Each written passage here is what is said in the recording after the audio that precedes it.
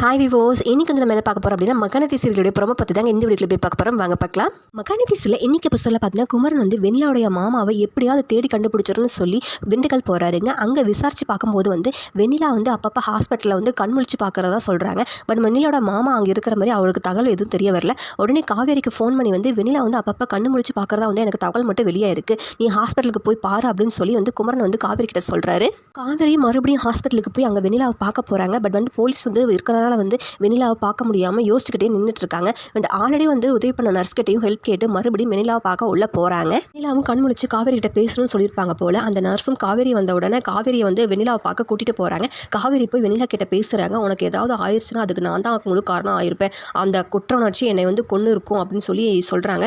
ஏதோ என்கிட்ட பேசணும்னு சொன்னையாமா வெண்ணிலா, சொல்லு அப்படின்னு சொல்லி காவேரி கேட்குறாங்க.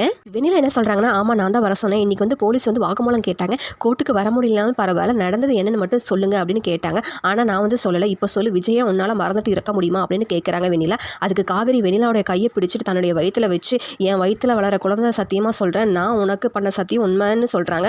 இதுக்கப்புறம் வெண்ணிலா வந்து அப்படியே ஷாக் ஆகி நிற்கிறாங்க. காவேரி சொன்னதை கேட்டு. இதுக்கப்புறம் வெண்ணிலா என்ன முடிவெடுக்க போகிறாங்கன்னு தெரியல. விஜயை காப்பாற்றி வந்து காவேரி கூட சேர்த்து வைப்பாங்களா இல்லை என்ன பண்ண போகிறாங்கன்னு வெயிட் பண்ணி அடுத்த எபிசோடில் பார்க்கலாம். ஸோ இது போன்ற மேலும் வீடியோக்களை பார்க்க மறக்காமல் லைக் பண்ணுங்கள், சப்ஸ்கிரைப் பண்ணுங்கள். நன்றி, வணக்கம்.